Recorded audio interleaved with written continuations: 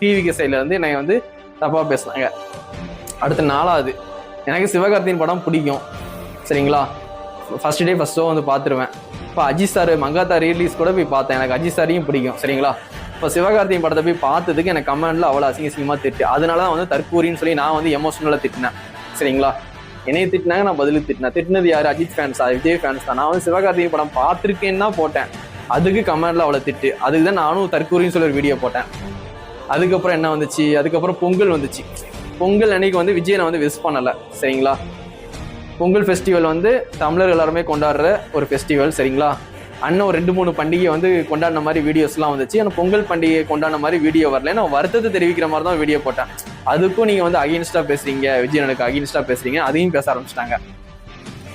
அதுக்கப்புறம் வேற என்ன பேசுனேன். இப்போ கடைசியாக வந்து நம்ம வந்து எப்பவுமே வந்து விஜயனை வந்து டிஎம்கே தான் சொல்லுவாங்க. இந்த கடைசி மீட்டிங்கில் ஏடிஎம்கேன்னு சொல்லிட்டாங்க, ஊழல் கட்சின்னு சொல்லிட்டாங்க.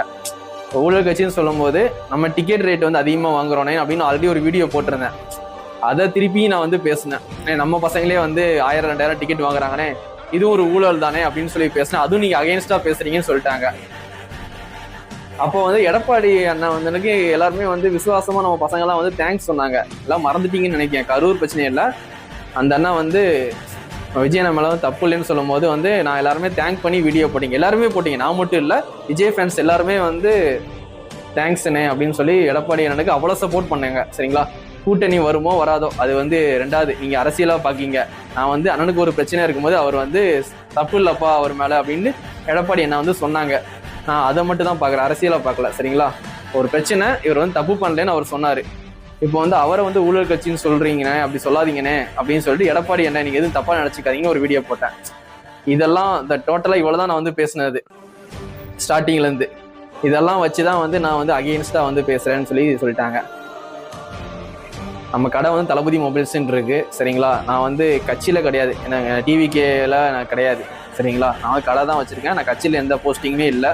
அது மாதிரி நான் எந்த கட்சிக்கும் நான் சப்போர்ட்டும் பண்ணல. டெய்லி நடக்கிற நியூஸை நான் வந்து இருக்கிற மாதிரி வந்து எனக்கு தெரிஞ்சதை நான் பேசுகிறேன் சரிங்களா.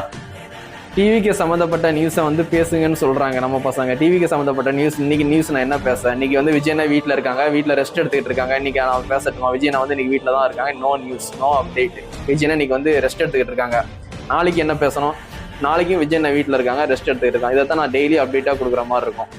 இதை நான் டெய்லி பண்ணணுமா? அதனால் வந்து இருக்கிற மாதிரி பேசணும். டெய்லி கரண்ட்டில் என்ன நடக்குது, நம்ம டிவிக்கை பற்றி என்ன பேசுகிறாங்க, அப்படிலாம் வந்து நியூஸ்லாம் கலெக்ட் பண்ணிவிட்டு இப்படிலாம் பேசுகிறாங்க, இப்படிலாம் பண்ணால் ஓட்டு போட மாட்டாங்க அப்படின்னு சொல்லி நான் பேசுகிறேன்.